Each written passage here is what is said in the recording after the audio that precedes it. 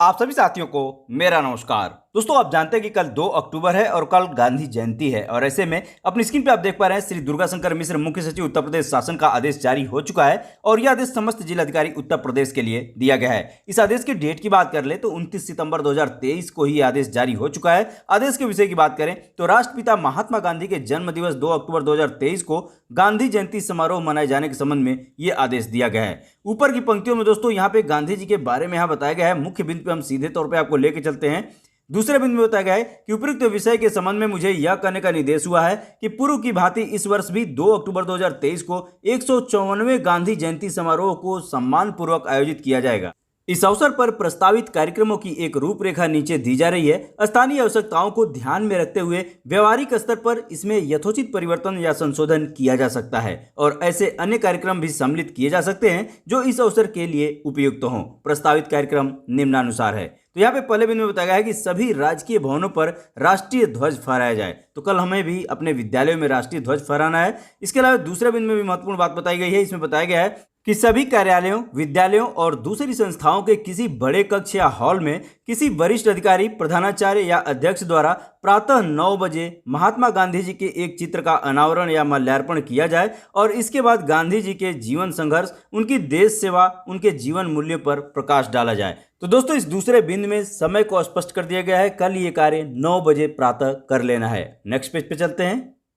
विशेष रूप से निर्बलों एवं कमजोरों के कल्याण संबंधी अंत्योदय की उनकी अवधारणा, भावनात्मक एकता, राष्ट्रीय एकता एवं अखंडता के संबंध में उनके विचारों का संक्षेप में परिचय दिया जाए। तीसरे बिंदु में बताया गया है कि स्कूलों और कॉलेजों में गांधीवादी जीवन दृष्टि का प्रचार तथा गांधी जी के जीवन के विभिन्न पहलुओं पर विद्यार्थियों की वाद विवाद प्रतियोगिता एवं गोष्ठी आयोजित की जाए, जिसमें जातिगत भेदभाव से ऊपर उठकर समाज में समता और समरसता लाने पर बल दिया जाए। मानवाधिकारों की सुरक्षा तथा निर्बलों के उत्पीड़न को समाप्त करने और सामाजिक न्याय की अवधारणा एवं उनकी आवश्यकता की पूर्ति हेतु शासन की प्रतिबद्धता से जन साधारण को अवगत कराया जाए।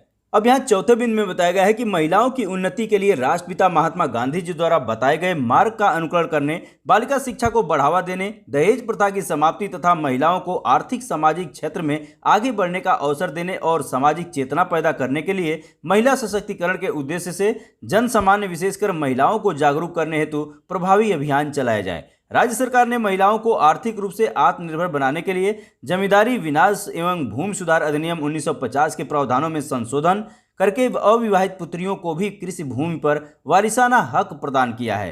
अविवाहित पुत्री के विवाह कर लेने की स्थिति में भूमि पर मिला अधिकार उसके पति को न जाकर भूमिधर के परिवार के निकटतम उत्तराधिकारी को पूर्ववत व्यवस्थाओं के अधीन प्राप्त हो जाएगा। प्रदेश सरकार द्वारा महिला सशक्तिकरण, बेटी बचाओ बेटी पढ़ाओ, मुख्यमंत्री कन्या सुमंगला, महिला हेल्पलाइन, निराश्रित महिला पेंशन, मिशन शक्ति, महिला समूह, बीसी सखी, मुख्यमंत्री सामूहिक विवाह आदि योजनाओं के माध्यम से उन्हें लाभान्वित कर आत्मनिर्भर बनाए जाने हेतु प्रचार प्रसार किया जाए। पांचवें बिंदु में बताया गया है कि राष्ट्रपिता महात्मा गांधी जी ग्राम स्वराज्य की अवधारणा के अनुसार गांव को आर्थिक रूप से आत्मनिर्भर बनाने तथा मूलभूत सुविधाएं उपलब्ध कराने के साथ ग्रामवासियों में नैतिकता, सादगी तथा स्वावलंबन की भावना उत्पन्न की जाए।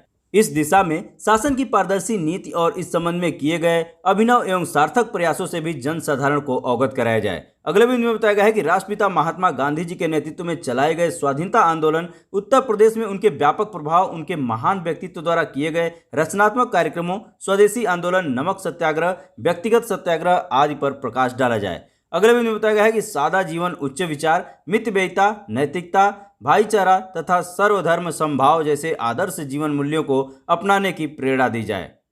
उन्हें यह भी बताया जाए कि देश को कमजोर करने वाली शक्तियों से सावधान रहते हुए राष्ट्रीय अस्मिता की रक्षा करना उनका पुनीत कर्तव्य है, जिसका संकल्प आज के दिन दोहराया जाना चाहिए। पांचवें में बताया गया, पंचायती राज को राष्ट्रपिता महात्मा गांधी जी लोकतंत्र की बुनियादी इकाई मानते थे। इन संस्थाओं की स्वाधीनता और स्वावलंबन का सपना साकार करने के लिए प्रदेश सरकार ने ऐतिहासिक निर्णय लिए हैं। उन निर्णयों में जनसाधारण को अवगत कराते हुए बताया जाए कि पंचायतें ग्रामीण विकास तथा ग्राम स्वराज के नए मार्ग प्रशस्त करेंगे। अब गांव के विकास कार्यक्रमों में गांव के नागरिकों, मुख्यतः महिलाओं एवं निर्बल वर्ग के सदस्यों की भागीदारी सुनिश्चित की जाएगी। छठे बिंदु में बताया गया है कि पंचायतों, सार्वजनिक संस्थाओं तथा राष्ट्रपिता महात्मा गांधी जी के विचारों में आस्था रखने वाली स्वयंसेवी संस्थाओं की सहायता से रचनात्मक कार्यक्रमों को बढ़ावा देने के साथ ही समरसता, सद्भाव और सहयोग पर आधारित आदर्श समाज की आवश्यकता को रेखांकित किया जाए।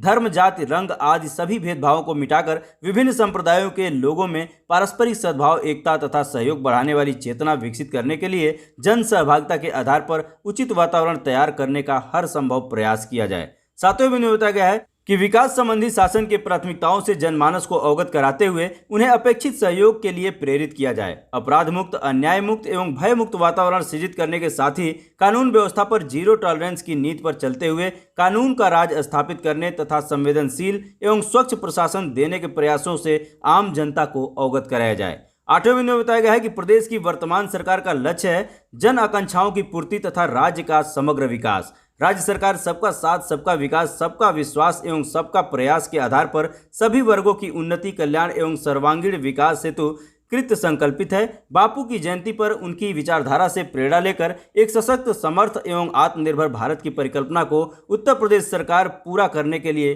दृढ़ संकल्पित है। यह भावना सभी आयोजनों में स्वतः परिलक्षित हो।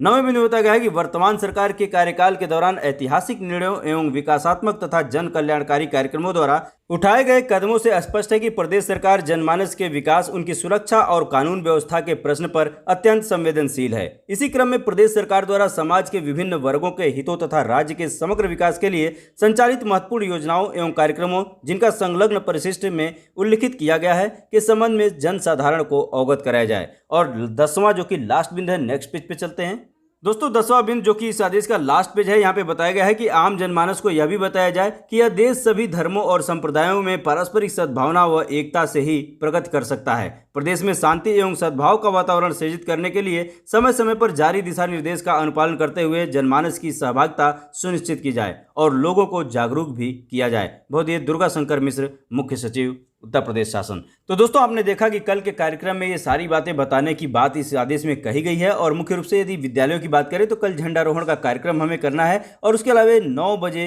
गांधी जी की प्रतिमा पे माल्यार्पण का कार्य भी हमें करना है। तो दोस्तों ये रहा छोटा सा अपडेट आप सभी के लिए। वीडियो अच्छी लगी हो तो लाइक कर दीजिएगा, चैनल को अभी तक सब्सक्राइब नहीं किया तो सब्सक्राइब कर लीजिएगा, क्योंकि इस तरह के वीडियोज आपको यहाँ से मिलते रहेंगे। मिलते हैं नेक्स्ट वीडियो में, तब तक के लिए नमस्कार।